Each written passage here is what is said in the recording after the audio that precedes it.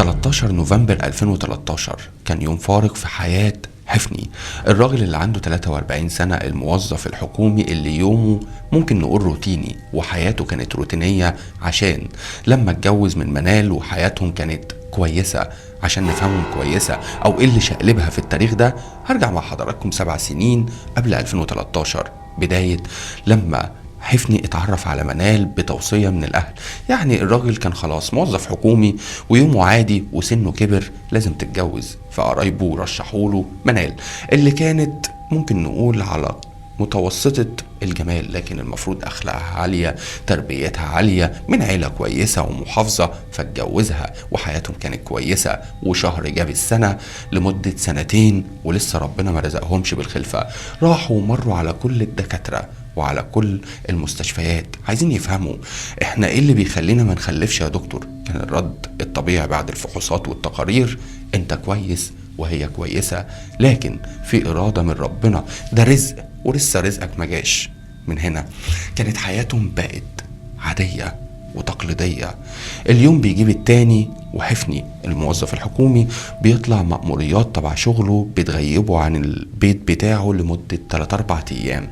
هنا مراته منال كانت بتتضايق وبتزعل منه في بعض الأحيان اللي هو بيسيبها طول المدة دي، ومفيش حد بيسليها وهي قاعدة في قلب شقتها، لحد ما الموضوع اختلف، بالتحديد في 2012 لما جرس الباب بيرن وبتفتح، لقت عمرو المكوجي جايب لها المكوى.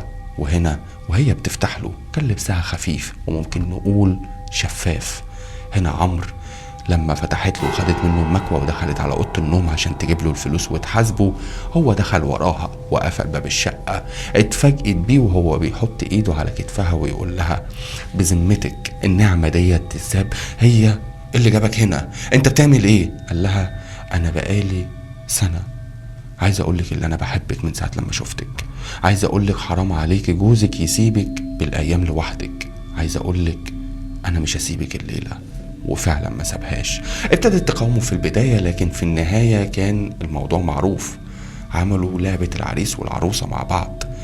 بعد ما فاقت وكانت طبعا مبسوطة باللي حصل، اللي هي ما تعرفش ازاي حصل، بصت له وقالت له: انا لما هيجي جوزي هخرب الدنيا وهعلمك اللي انت عملته ده عمرك ما تنساه.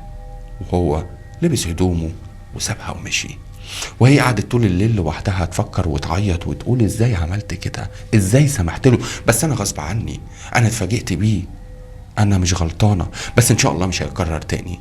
لكن بعدها بيوم جرس الباب بيرن في ساعة متأخرة، بتبص من العين السحرية لقيت عمرو المكوجي، فقالت: هفتح له وهزقه.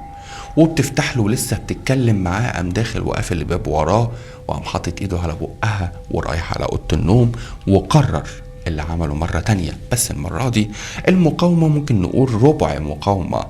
وبعد ما خلصوا قالت له: انت ازاي جرتني للسكة دي؟ انا اتبسطت معاك. هو قال لها: انا من سنين بستنى اللحظة دي، بستنى الفرصة المناسبة، انت محدش مقدر جمالك غيري، انت ما ينفعش تتسابي لو للحظة واحدة، يا بخته بيكي. ومن هنا ابتدت الرحلة ما بين الاتنين العشاق، ابتدت اللقاءات المتكررة، ممكن نقول يومية، ممكن نقول 3-4 مرات في الأسبوع، طول ما حفني غايب عن البيت بديله موجود في البيت اللي هو المكوجي. ابتدت العلاقة اللي استمرت زي ما قلت لحضراتكم لسنة. الزوج ابتدى قلبه يشك ويقول: منال كانت دايما بتزعل اللي انا بخرج مأموريات، دلوقتي بقت تسألني هخرج امتى وهروح امتى وهرجع امتى، هي ما كانتش كده. فيلاقي ضميره وتربيته تقول: انت هتشك في مراتك؟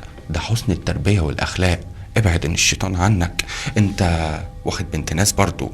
وعشان كده بقى في كل مرة يرجع يلاقيها تسأله: انت هتطلع مأموريتك امتى؟ فابتدى الشك يزيد عنده، عشان في مرة من المرات عايز يقطع الشك باليقين ويقول لها: انا خارج مأمورية 5 أيام.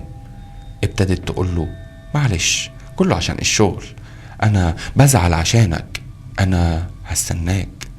هو عرف اللي هي بتمثل عليه، وعشان كده غاب اول يوم عن البيت، وتاني يوم كان موجود وبيرن الجرس محدش بيسأل. ما بينه وما بين نفسه قال شفت ظلمتها ازاي، تلاقيها عند امها لكن هي ما قالتليش ليه. فحط ايده في جيبه وحط المفتاح وفتح الباب، لقى مراته خارجاله بقميص النوم مرتبكة حبتين وعلى غير العادة احضن وبوس وعامل ايه وحشتني، مع انها من العادي بتتضايق اللي هو بيغيب عنها، فالمفروض بيصالحها في كل مرة بيرجع من المأمورية، لكن المرة دي هي اللي كانت لقائها مختلف. قالت له غير هدومك يا حبيبي عشان ليلتنا النهاردة هتبقى مختلفة. وفعلا عشته ودخلوا على اوضه النوم وعملوا لقائهم العادي اللي ما بينهم. وهو نايم قالت له انا عامل لك كوبايه شاي. قال لها انت حسيت بحركه؟ قالت له لا مفيش حركه ايه؟ قال لها انا حاسس بحركه تحت السرير. قالت له لا مفيش، انت تهيألك بس يا حبيبي. وراحت على المطبخ عشان تعمل له كوبايه شاي. هنا الزوج حس ان في حركه فعلا، ده مش حركه، ده صوت نفس حد تحت السرير. بيبص تحت لقى عمرو راح في النوم. ما هو تخيلوا الموضوع ده خد ساعات لدرجة ان العشيق اطمن ونام في 7 نومة تحت السرير. عشان كده الزوج ما سماش عليه، وعشان كان فيه طبق فاكهة وسكينة محطوطة على الكومود اللي جنب سرير اوضه النوم، طلعه واداله بالسكينة خلص عليه. هنا بيدور على الزوجة اللي ما لقاهاش في المكان لما انشغل اللي هو يخلص على عشقها. الزوجة اختفت، الله أعلم راحت فين، بس هو خد بعضه وراح على اسم الشرطة ودخل بالسكينة وقابل رئيس المباحث وحكاله على كل اللي أنا حكيته لحضراتكم. الشرطة نزلت معاه وعملت معاينة واتقبض على الزوج.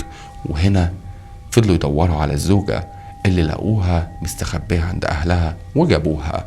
وتمر الأيام بسرعة والمحاكمات شغالة، وتم الحكم على الزوج حفني بالسجن 1 سنة مع إيقاف التنفيذ. أما الزوجة اتحكم عليها ب3 سنين سجن. ودي النهاية الطبيعية والمعتادة والعادية لطريق الحرام اللي اتكلمنا فيه مع حضراتكم كتير، وقلنا اللي أوله حرام بتبقى نهايته ضلمة وأطران.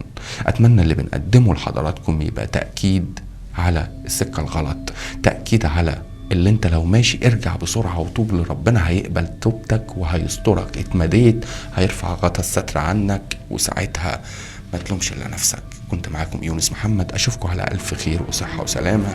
السلام عليكم.